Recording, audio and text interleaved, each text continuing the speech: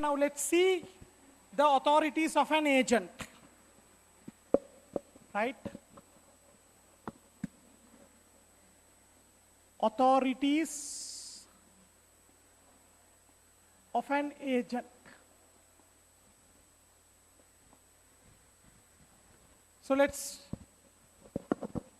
see express authority or actual authority. Number one, this is the authority which is given by the principal to the agent in writing. That is power of attorney or orally. Orally. O-R-A-L-L-Y. Number two, where the agent is given express authority and act performed within the scope of this authority will be binding on the principal and the third party.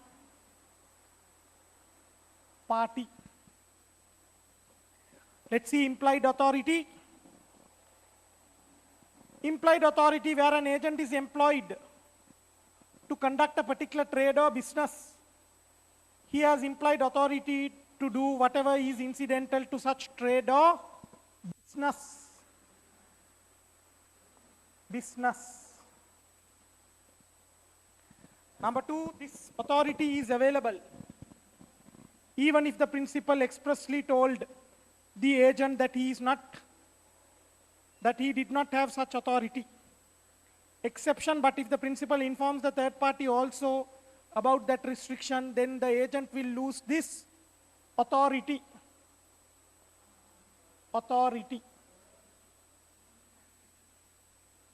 Third one, implied authority is of two types. A, usual authority. B, customary authority.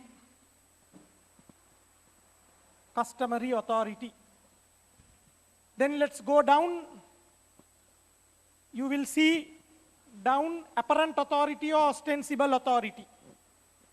What is apparent authority or ostensible authority? It says apparent or ostensible authority is the authority of an agent as it appears to others based on representations made by the principal. Therefore, apparent authority arises under estoppel.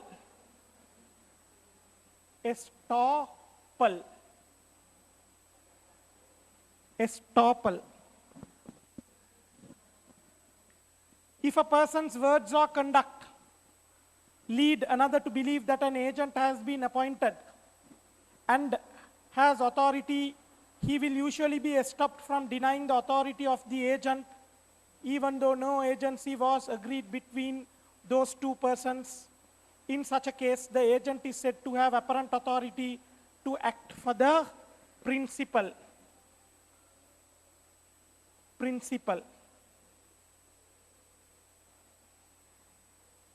Right? So,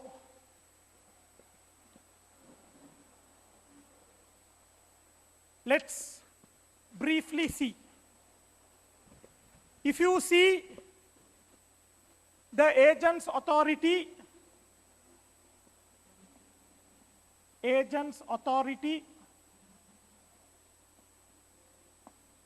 it can be divided into three.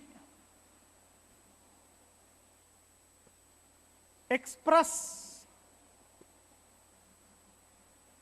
authority, implied authority, other one is apparent authority. This apparent authority is also known as ostensible authority. Right? Same meaning. Apparent or ostensible means same. Right? In express authority means what? Expressly told. Expressly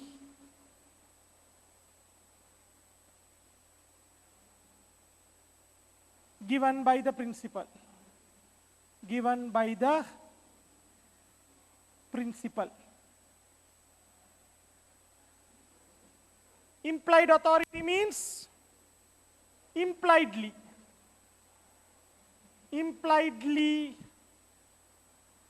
given by the principal.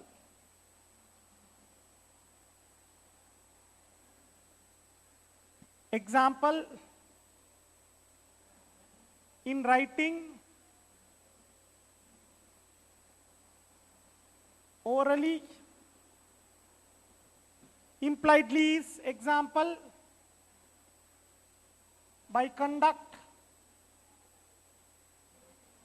special relationships,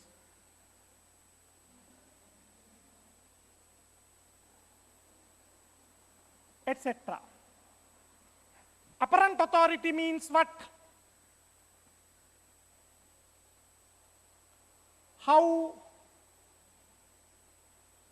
the world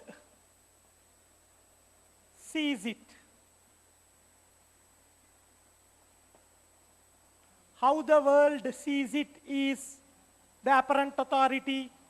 In other words, what the world is thinking, the agent has power to do. Right? In other words, what the world thinks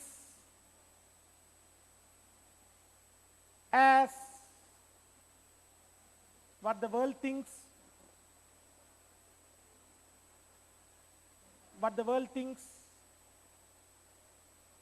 what agent can do. Right? So those are the three types of authorities. Let's read again. Express authority. This is the authority which is given by the principal to the agent in writing.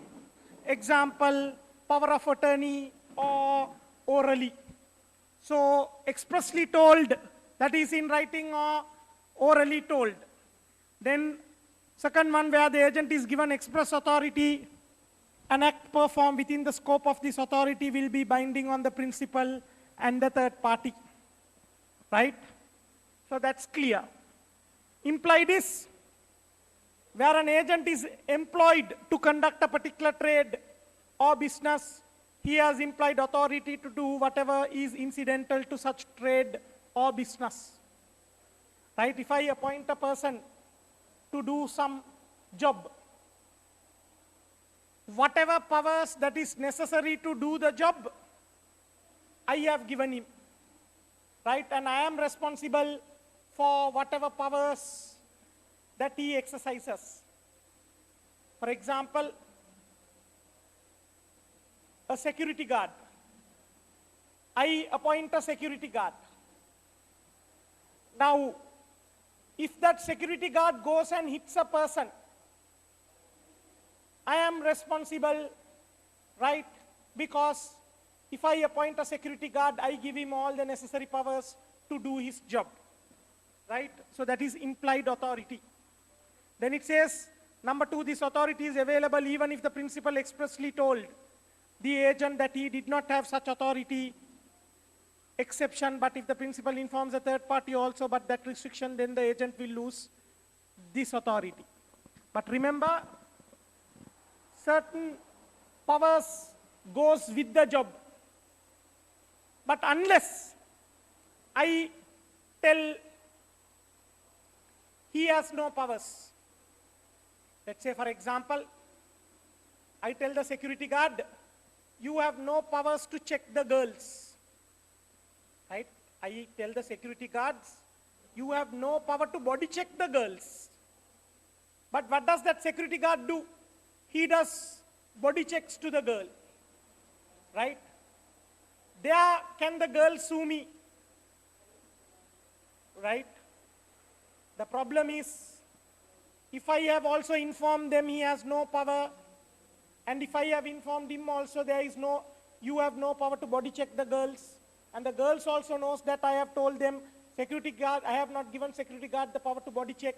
That means I am not responsible, right? So you are very well aware, I have not given that power to him, right? Then third one, implied authority is of two types. A, usual authority, B, customary authority, right? If you take implied authority, it's two types, usual authority, customary authority, right? Let's see these cases. Healy Hutchinson versus Brayhead. A board of directors whose chairman had assumed the role of the managing director entered into a contract on behalf of the company to indemnify another company. Court held by allowing the chairman to act as the managing director, the board had impliedly authorized him to enter into a contract. So what happened in this case is, the directors allowed their chairman to act as a board of directors, as a managing director. Managing director is like a captain, right? Like a monitor in a class. The directors allowed the chairman to act as the monitor, act as the captain, right? But he was not officially appointed. Others kept quiet. There the courts told, if you have allowed the chairman to act as the managing director, whatever he does, all of you are responsible, right? And whatever he did, right, he did as the managing director, which he has the implied power to do. Then, let's see the next case, Bailey versus Bellum Securities. Brokers in cocoa and sugar had acted in their own name and made themselves personally liable to a third party. Court held that there was a custom to act in this way, therefore the principals were liable to the brokers. Right? What happened in this case is, the agents were acting on behalf of the principal, right? And made themselves personally liable. There the courts told it's implied. It's implied in that trade. It's customary in that trade that you hold yourself responsible, right? So the principal is liable. Then let's see next one, apparent authority, right, or ostensible authority. Apparent authority or ostensible authority is the authority of an agent as it appears to others based on representations made by the principal. Therefore, apparent authority arises under estoppel.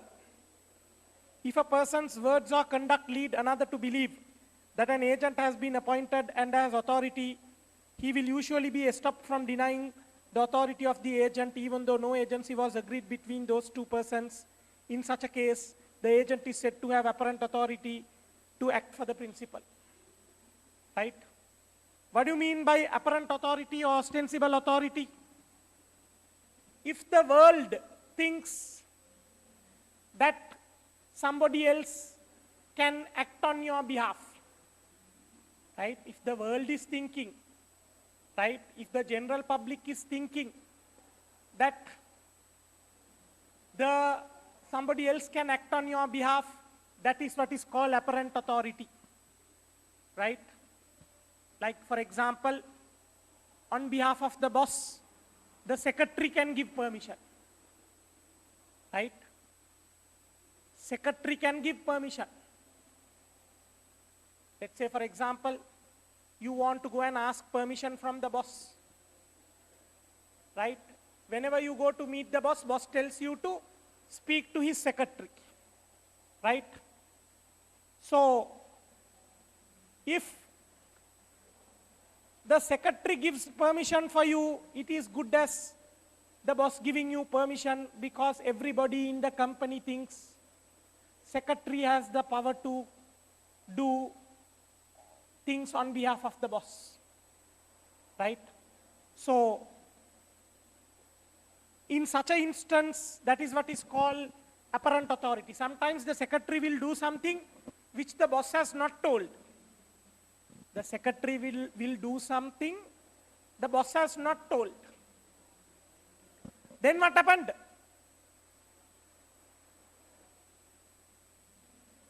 Then also the boss is liable because the world thinks secretary only tells whatever the boss tells. Right? Let's see this case, De Silva versus Don Carollis and Sons Limited.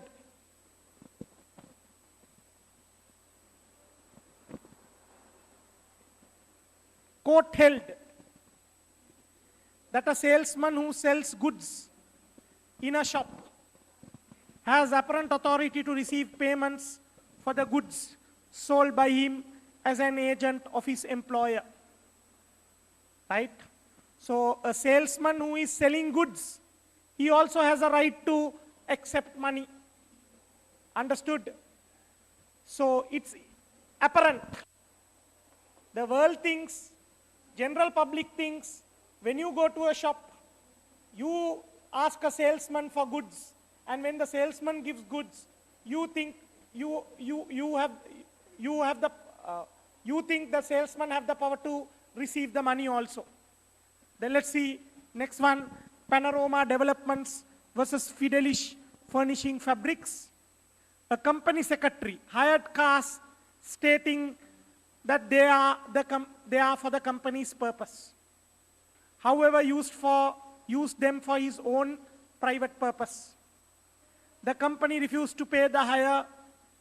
The hirer sued the company. Court held that the company has to pay. Company has to pay. H-A-S-T-O. Has to pay the hirer, since the company secretary as an officer of the company has, H-A-S, has apparent authority to hire cars. So what does it say? In this case, a secretary of a company secretary hired cars, telling it for the company, but he used it for his own purpose. When the cab company came and asked money from the company told, we are not responsible to pay because the company secretary has hired those cars for his own purpose. But the courts told, no, company secretary is a person, a responsible person in the company.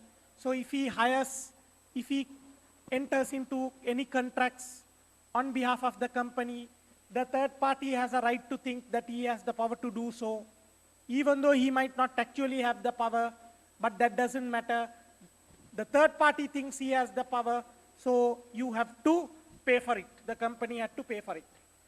So let's see question number 2017, September 1.8. 2017, September 1.8.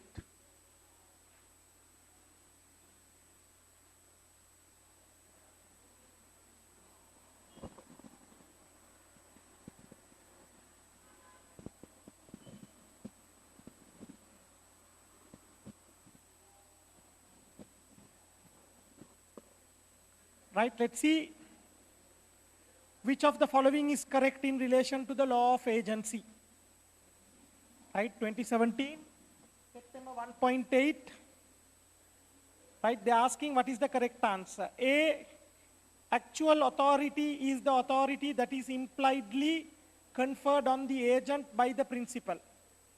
Is that correct? No. No. Actual authority is what is known as express authority.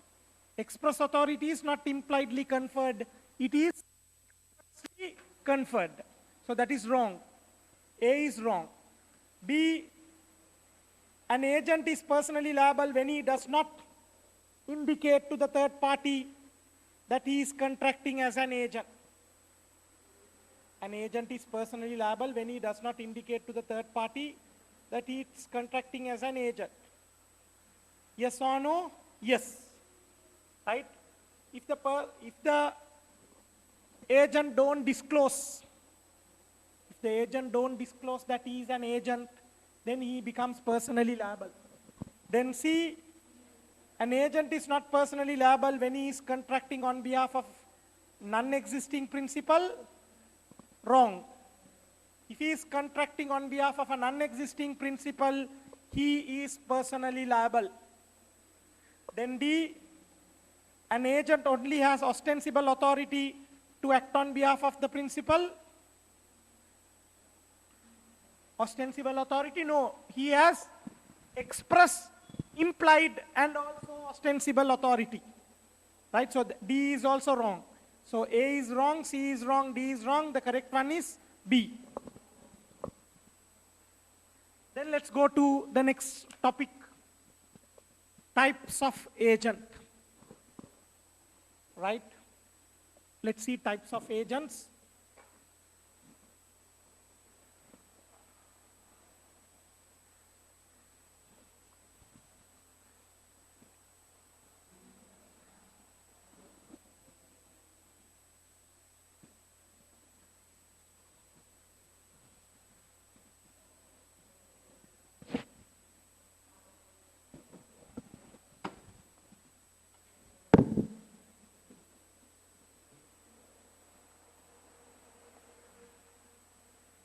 Right, if you take types of agents,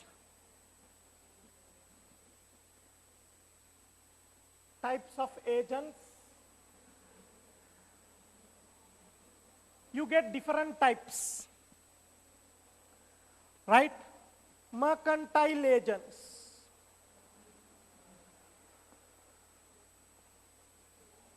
We also call the mercantile agents as factors. Factor. Then we have Delcidae agents.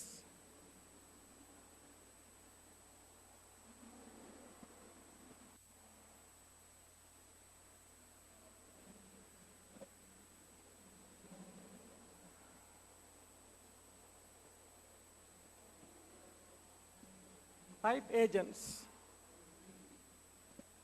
Then we have brokers.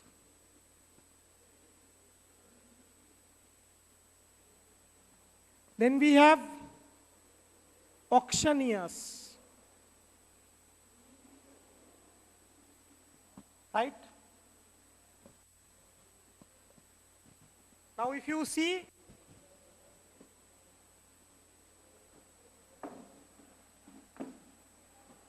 right? When it comes to agency, we can divide this into different factors.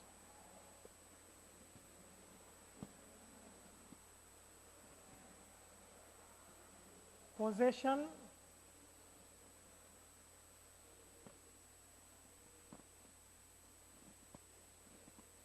insurable interest,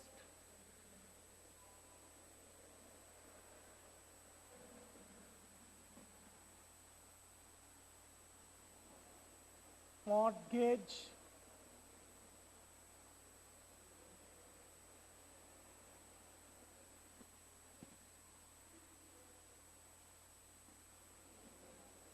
contract, sign contract,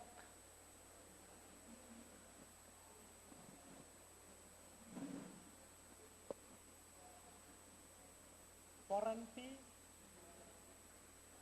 guarantee,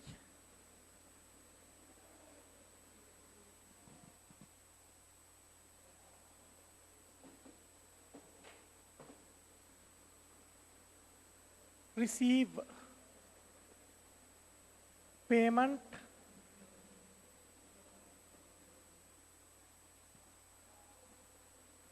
grant credit,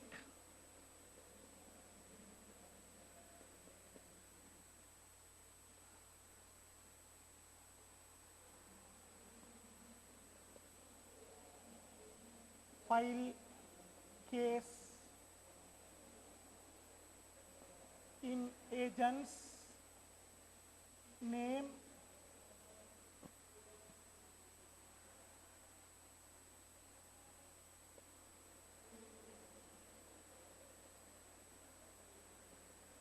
guarantee payment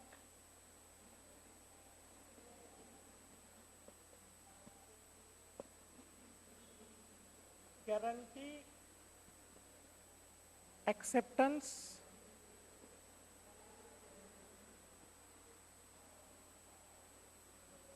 right of lien.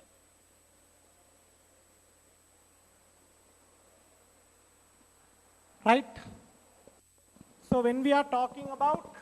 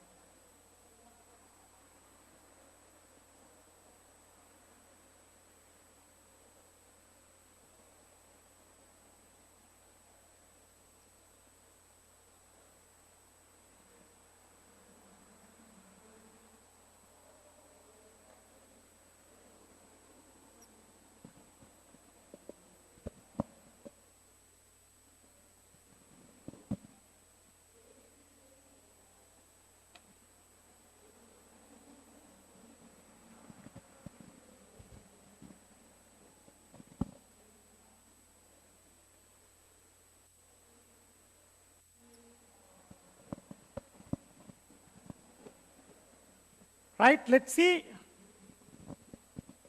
What do you mean by possession? Possession means, can you keep the goods? Insurable interest means what? Can you insure the goods? Mortgage means, can you mortgage the goods? Sign contract. Sign contract in agent's name. Right? When you are selling the goods, can you sign the contract in your own name? Warranty guarantee. Can the agent give warranty guarantees? Can the agent receive payment? Can the agent grant credit? Naata badu denna puluwanda. File case in agent's name. If the buyer don't pay the money, can the agent file a case against the buyer in his own name? Guarantee payment. Does the agent guarantee payment to the principal? Guarantee acceptance.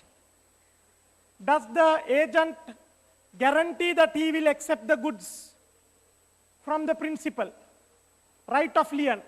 Does the agent have a right to detain the goods? Right? So depending on these rights, these types of agents are there. So let's see first one, the mercantile agent. Right?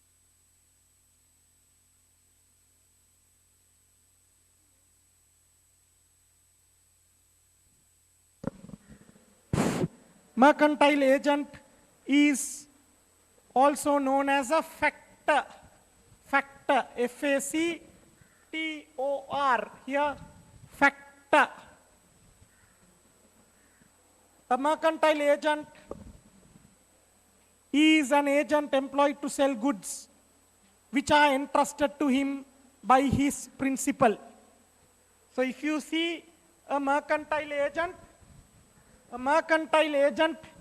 is like a distributor, a newspaper agent, right? You will see a mercantile agent has a right to possess the goods, right? The principal will come and hand over the goods to him, and he keeps the goods. He keeps the principal's good.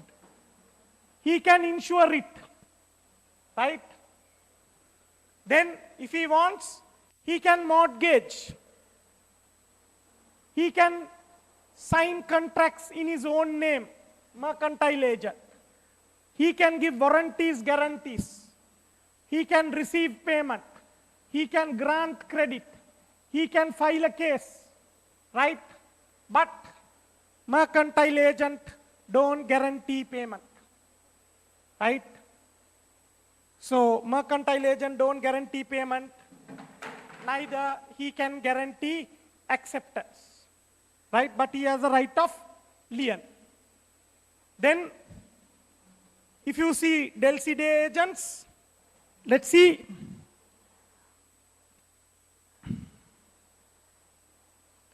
There is a question, 2017, no, we'll finish it and we'll do that question. Del C. Day agents. These are agents who, in return for an extra commission, called Del C. Day commission, guarantees to his principal that the purchasers he finds will pay for the goods sold to them. And he further guarantees that if the purchasers do not pay, he will pay the principal. Therefore, he is a guarantor. Guarantor. How do you spell guarantor? G-U-A-R-A-N-T-O-R.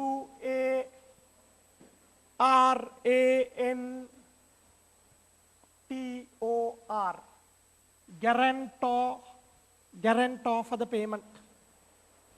Right? A Del C. Day agent does not guarantee that he will take delivery of the goods if a buyer does not accept delivery.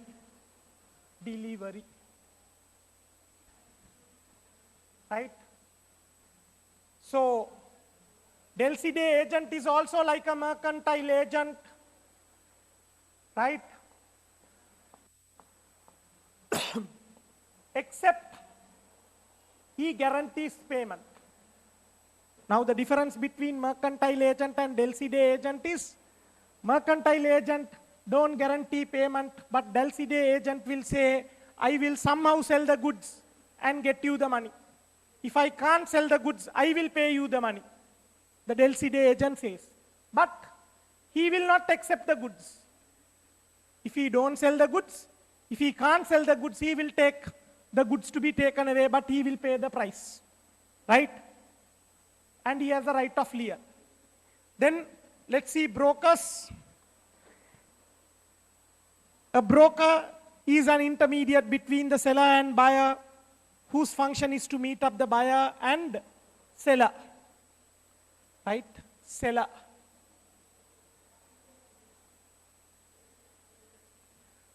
A broker is an agent of one of them at the beginning, and after the meetup, the broker becomes the agent. The agent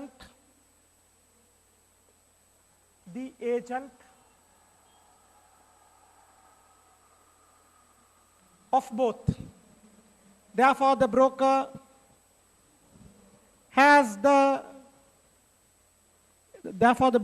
is entitled to receive commission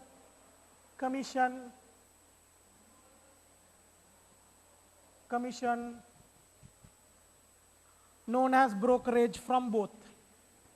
Right? So, a broker, you know, generally, when we want to sell something, we get a broker. The broker will only bring the buyer or the seller, but the broker, we don't give the goods to the broker. Remember, for the broker, we don't hand over goods. So the broker has no possession, no insurable interest, no mortgage, no signing the contract in his own name, no giving warranty guarantee, no receiving payment, no granting credit, no filing cases in his own name, no guarantee payment, nothing. Right? Broker don't get anything. Understood? Broker is a mere intermediary to introduce the other party. Then next one, auctioneers. An auctioneer is an agent who sells goods on behalf of another person at an auction. Auction. Right? How do you spell auction?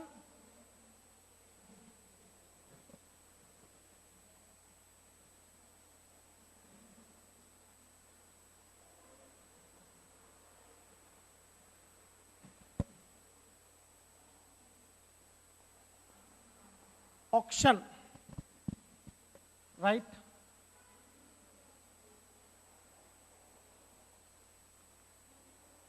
He is entitled to receive commission from both the buyer and seller.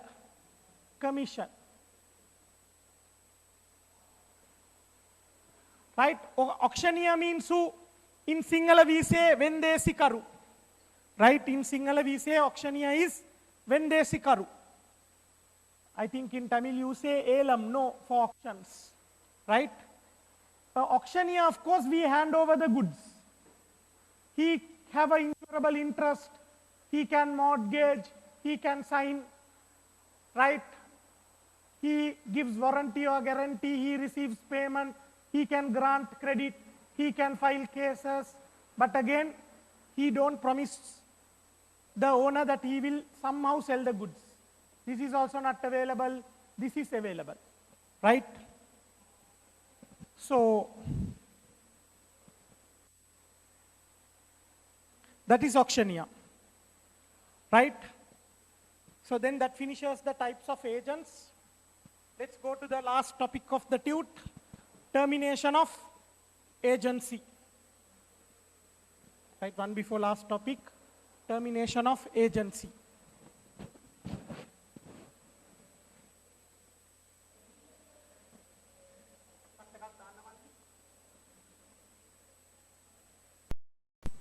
Let's see termination of agency,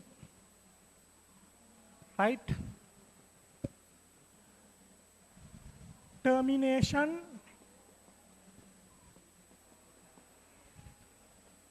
of agency. Let's write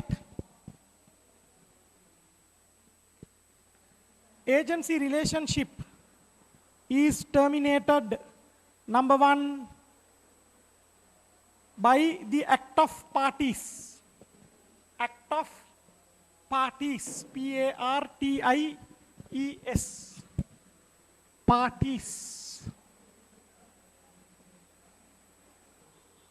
Number two, operation of law, right? So when we are terminating the agency contract, it can be terminated in two ways. One is parties' actions, right? Parties' actions or operation of law. Operation of law. Let's see. What are the act of parties? Mutual agreement between the parties. B, completion of the agency agreement. Agency agreement. Agreement. C, the principal revoking the agent's authority. Authority. B, dismissal of the agent due to the agent committing a breach of duty.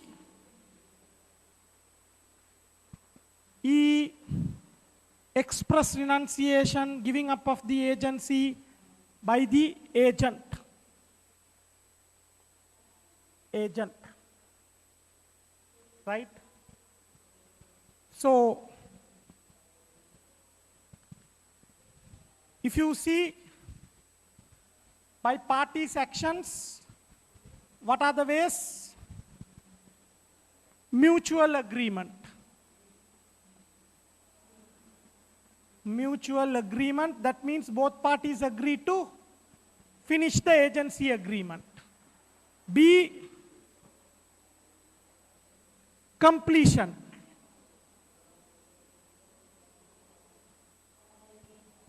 Or performance.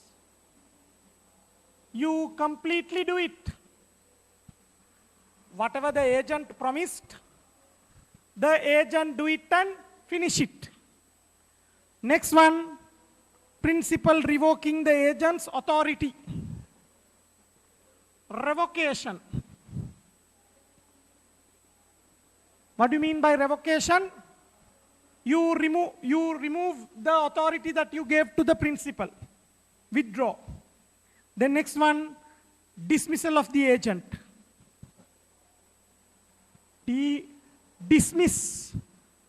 Dismissal. The agent is dismissed, right?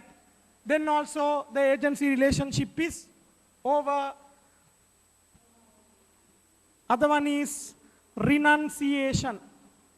What is renunciation? Giving up.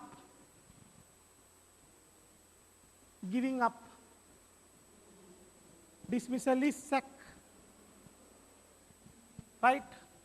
Revocation means withdraw. Right?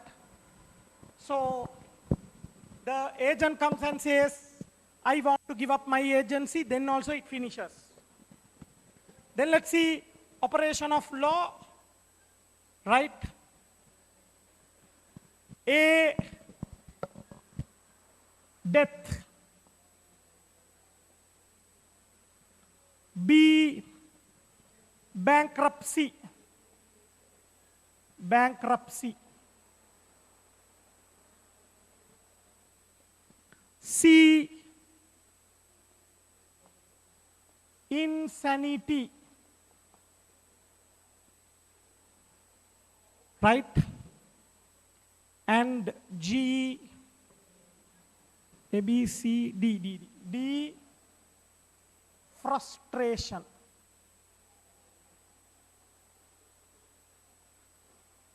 Right? Frustration. So what do you mean by that? Operation of law. Operation of law means the law gets activated. That means nitya kriyatmaka vimen. Right? A, death. If the agent dies or the principal dies, the agency is no more. Bankruptcy. Same thing. Agent is bankrupt or the principal is bankrupt, then also it's over. Insanity. Insanity means becoming mad. Insanity means what? Madness. Right? Madness. Right? Bankruptcy means insolvency. Insolvency. Right? If the agent becomes mad or if the principal becomes mad, the agency is no more. But let's see exception. However, even if the third party is not aware of the insanity of the principal is still liable. Sometimes what happens? It says, however, even if the third party is not aware of the insanity of the principal is still liable. Liable. Let's say wife, husband,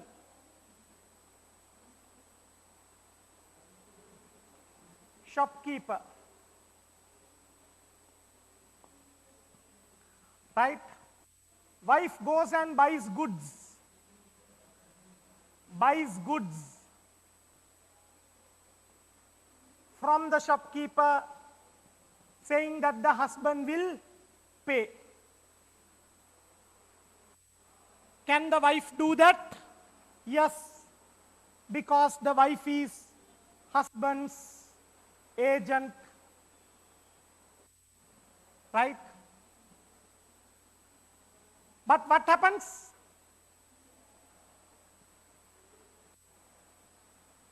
While this is going on, husband becomes mad. Husband is mad.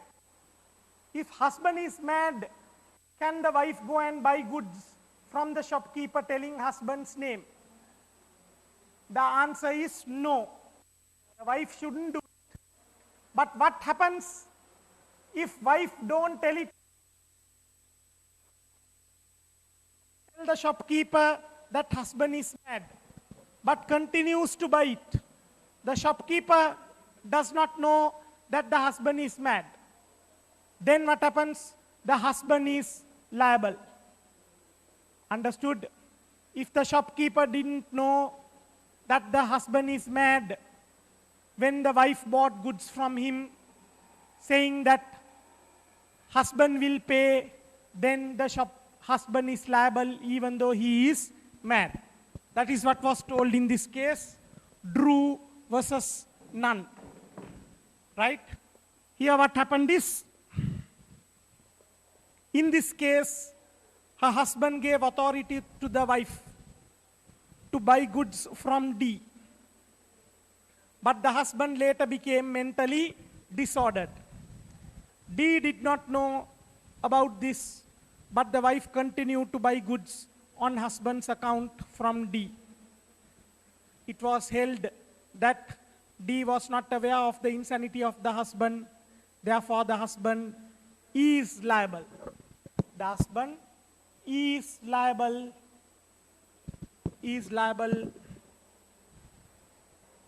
to pay. Right? So that was the case in Drew versus Nunn. The wife bought goods from the shopkeeper telling the husband's name, and the husband used to settle. Subsequently, the husband became mad, but the wife never went and told the shopkeeper the husband is mad, but she continued buying. Then what happened? Even during the period of husband's madness, she bought, and the courts told the husband is still liable for all those expenses. The next one is frustration. Right? Frustration means physical impossibility of performance. It can be of two types. Physical impossibility of performance, or subsequent illegality. Illegality. What do you mean by that? Physical impossibility of performance. Frustration means not my fault, not your fault, we can't do it. Right? Not my fault, not your fault, we can't be agents. Right? Something else is preventing us. Right? Like let's say, for example, I wanted you to be my agent for the Olympic Games. I want you to be my agent for the Olympic Games. But suddenly the Olympic Games is cancelled because of the coronavirus. Right? Now, you can't go to Japan. Right? I can't send you to Japan. It's not my fault. It's not your fault. Right? It's some extraneous event where everything gets cancelled. Right? That is what is called frustration. Right? So physical impossibility of performance means you can't do at all.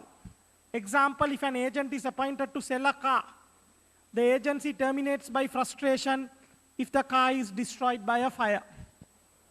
Right? I appoint you to sell my ship. I appoint you to sell my ship. While you are looking for buyers, you are my agent to sell the ship. While you are looking for buyers, the ship sinks. Then what happens? Automatically, the agency between you and me is over. The moment the ship sinks, it's a frustrative event. The next one, subsequent illegality. Subsequent illegality means what? After we make the contract, it becomes illegal. After we make the contract, it becomes illegal.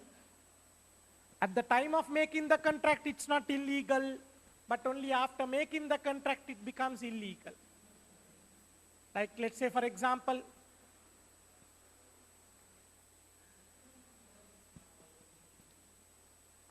I appoint you as my agent. I am a Sri Lankan, you are an Indian, right? I am a Sri Lankan, you are an Indian. I tell you to buy me some Bombay onions from India. So you go to India and you're buying Bombay onions. While you're buying Bombay onions, what happens? Sri Lanka and India start a war. If Sri Lanka and India start a war, what happens? Automatically, all the Sri Lankans and all the Indians become enemies, right? All the Sri Lankans and all the Indians will become enemies. Automatically, you are no more my agent because an enemy can't be my agent, right? So that is what it says here, subsequent illegality.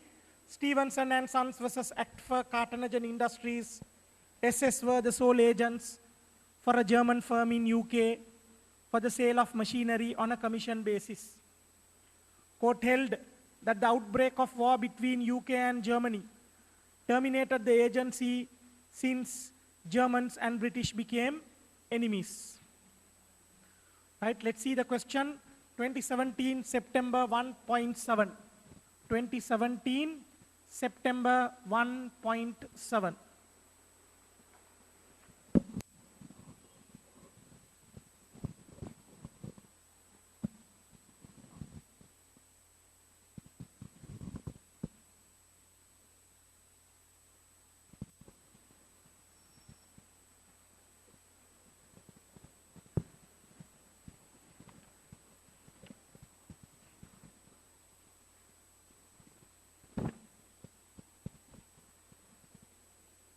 Okay, let's see which of the following is incorrect in relation to the termination of an agency. Right, the question is, which of the following is incorrect in relation to the termination of an agency? A, it can be terminated by mutual agreement of the parties. That is correct. Mutual agreement is correct. It can be terminated by the principal revoking the agent's authority. Revocation, yes, that is also correct. The principal can revoke the agent's authority and cancel it. Then it can be terminated when a liquidator is appointed by court. Liquidator. Who is this liquidator? We have not studied, or rather we will not study, we'll be studying in your syllabus. Liquidator is a person who is appointed by a court to close down a company. Liquidator is a person appointed to close down a company. Liquidator is like an undertaker, right? So it can be terminated when a liquidator is appointed by court? No, right? We have not studied, but that is not the answer also. Then let's see D. It can be terminated when either the principal or the agent becomes mentally incapacitated. Yes. Right, so we have studied A, B, D, but we have not studied C. A, B, D is correct. Then obviously the incorrect one is C. Right? Then let's go and see the next thing, right?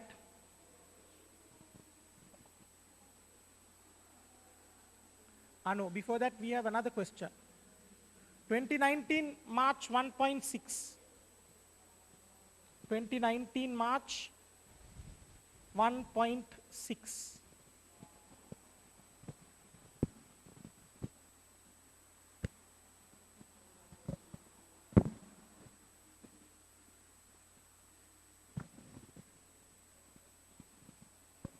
Yes, let's see. 2019 March 1.6.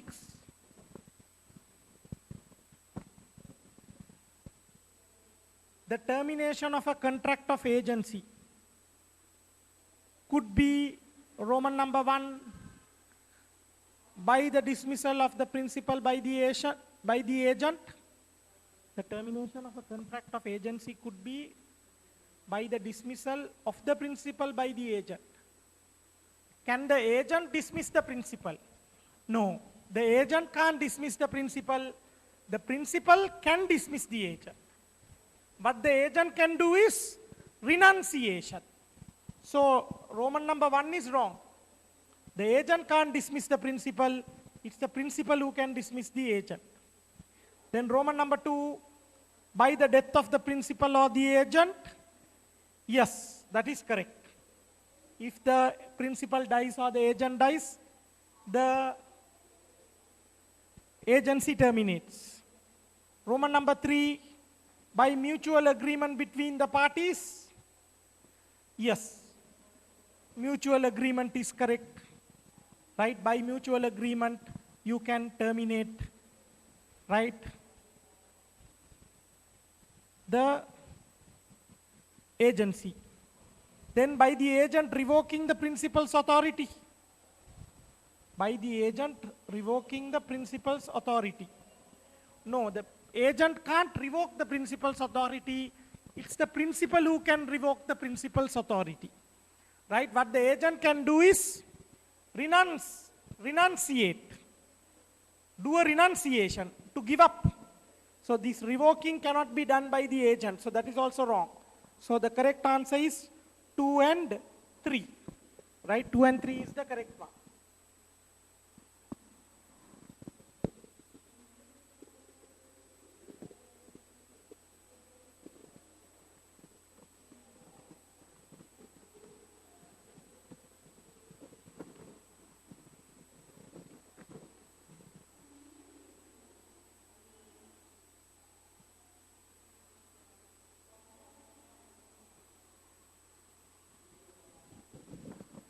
Okay, let's go to the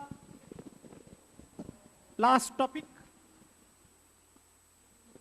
Liability of the state for acts done by its agents. Right?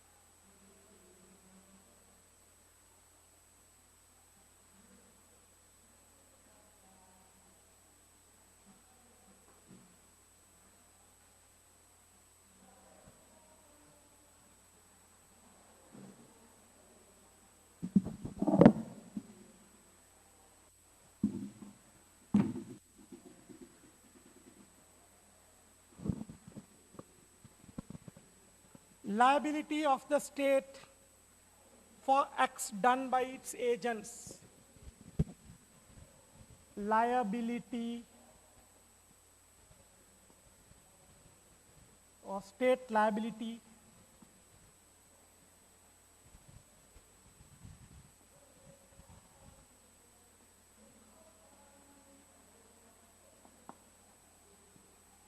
on the agent's actions.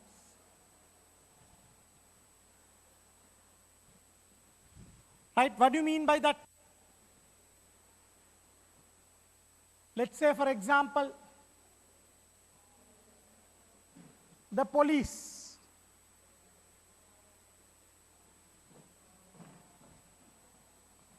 Police gets an information, right? Police gets an information saying that a terrorist is hiding in your house. terrorist is hiding in your house.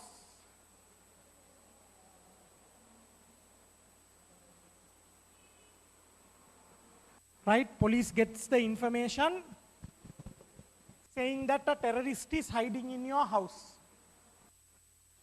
What does the police do? They surround your house.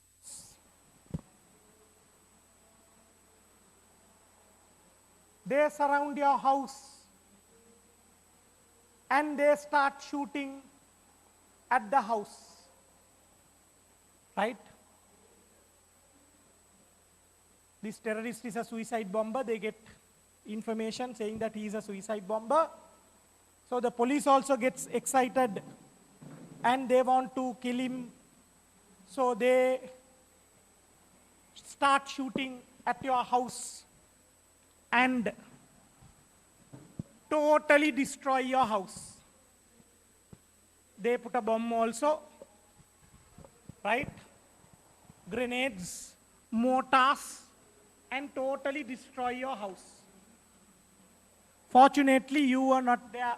You were not in the house at the time this happened. Fortunately, you were not in the house when the police was attacking your house. Subsequently, you hear about it and you come. By the time you come, the house is totally destroyed. And later, the police doesn't find any terrorist inside your house. In fact, they have made a mistake. In fact, they have made a mistake. It is not your house, it is the neighboring house, the information that was given. Right? But what happens in the meantime, the terrorist also runs away. What remains is your house is completely destroyed. Now what do you do? Can you file a case against the police asking for the damages that is caused to your house? Right? Yes or no? The answer is yes. You can file a case against the police for destroying your house. Who's going to pay for it? If the police is doing a mistake, who is going to pay for it? Who will pay? The government. The government of Sri Lanka, that is the country, the state will pay. So, is the government responsible for the public servants' actions? Right? So the question is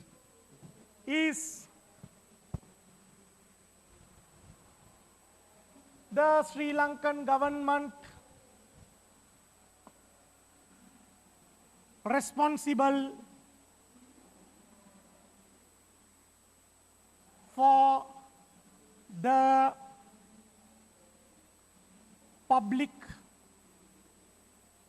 government servants act? Yes or no? Yes. Government is responsible if the public servants, right? If the government servants destroy something. So let's see. A special law has been brought, that is the State Liability in Delict Act number 22 of 1969. Provides that the state is liable for the delicts, wrongful acts committed by the agent of state as if it were a private person of full contractual capacity. Right? Capacity.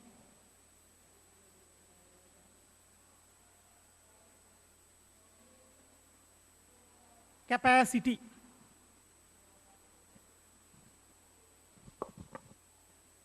So, remember, government is responsible, right, for any bad actions of the public servants, wrongs that are committed by the public servants. Then let's see acts of agent for which the state is held liable. Right? For what type of acts is the state liable? When a function is conferred on an agent by a written law and that agent commits a delict while performing such function. And then infringement of patent, trademark or copyright by an agent with the authority of the state. Right? So the government is responsible if a public servant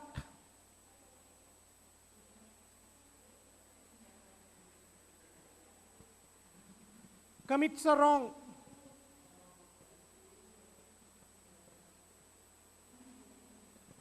while performing his duties,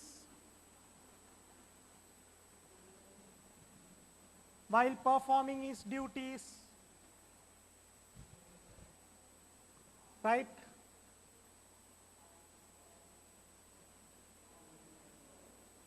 His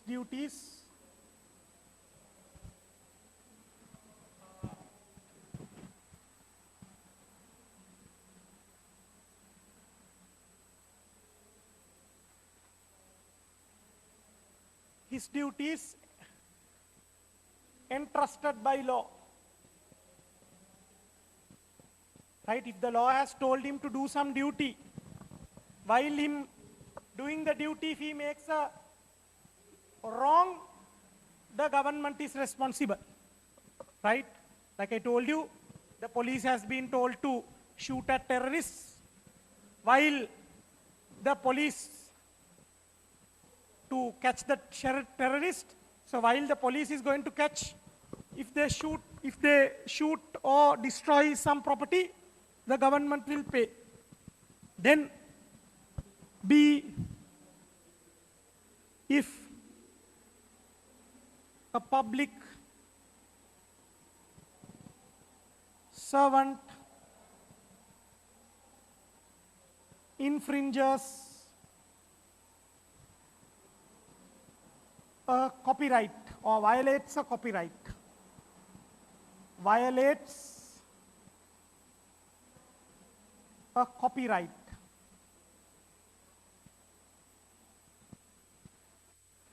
right? Copyright, patent, trademark,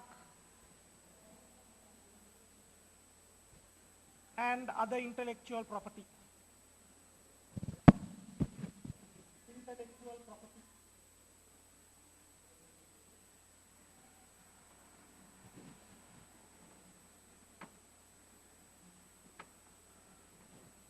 Right? If a public servant copies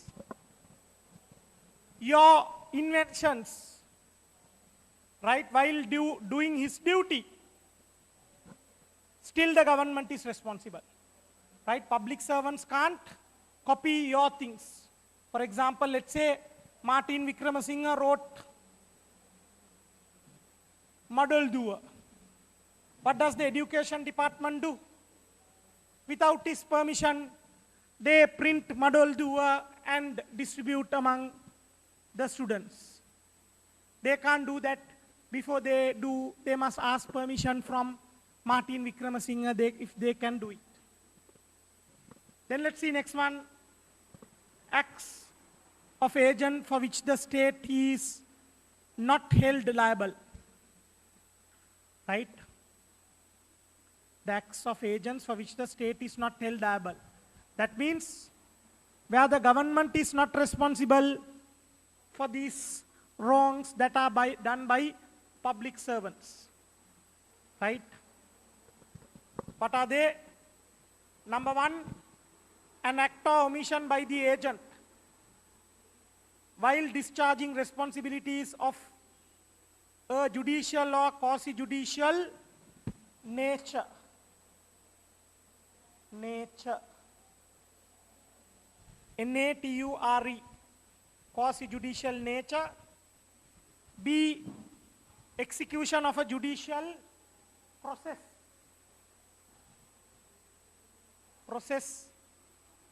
C, a public service commission.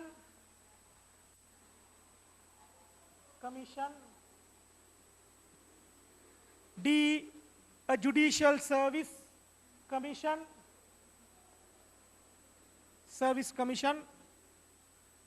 Then an act or omission by an agent in relation to a postal article.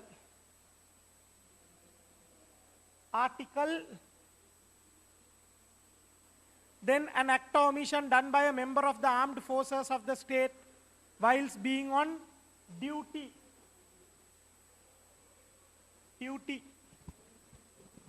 Right?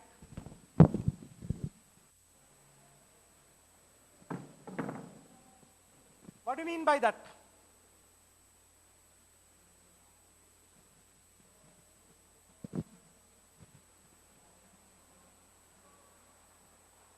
The state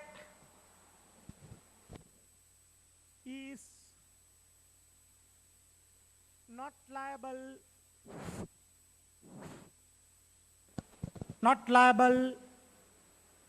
for the following actions of the public servant.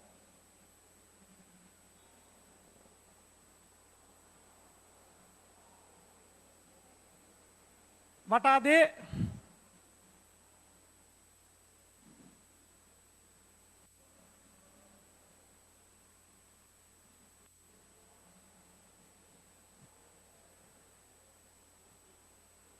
Mistakes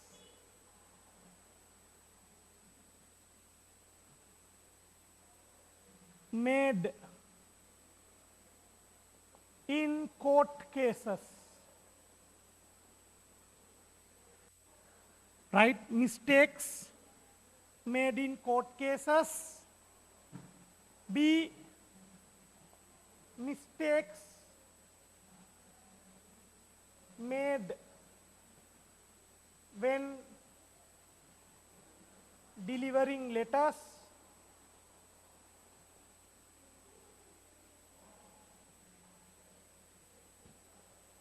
By post. And C, mistakes done by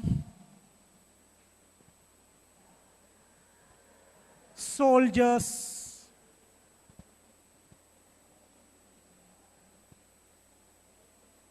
whilst on duty.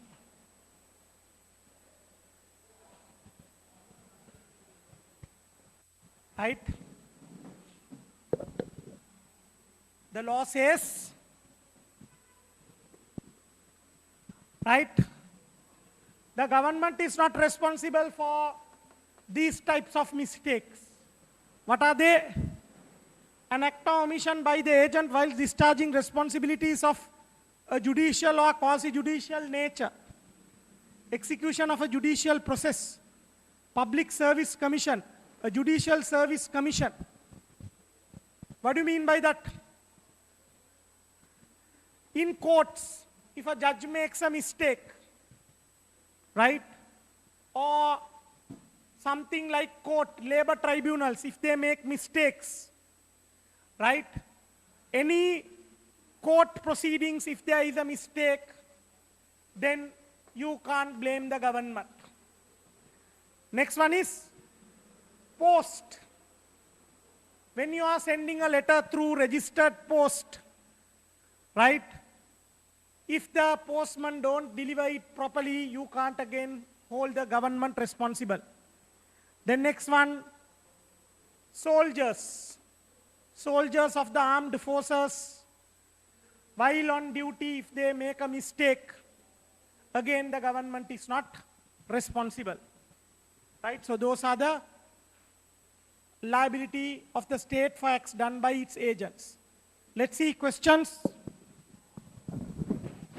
Let's see the last question for the day. Last two questions. 2018, March 1.6. 2018,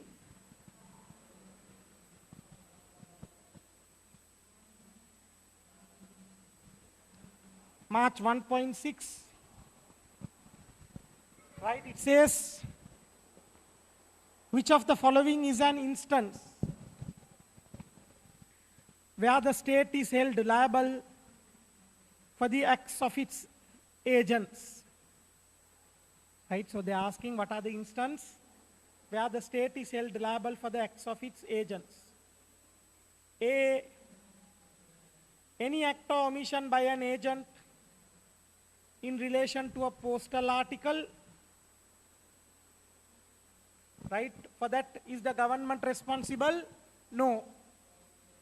For this, the government is not responsible. An act of an agent in the execution of a judicial process, again court process, right? Again, the government is not responsible. An omission done by a member of the armed forces of the state whilst being on duty, again, soldiers doing mistakes, government is not responsible. When an agent infringes a trademark with the authority of the state, yes. When an agent infringes a trademark, right? So that's the answer. Fourth answer is the, fourth option is the answer in 1.6. Then let's go to the next question. 2015 September 4.3. 2015 September 4.3.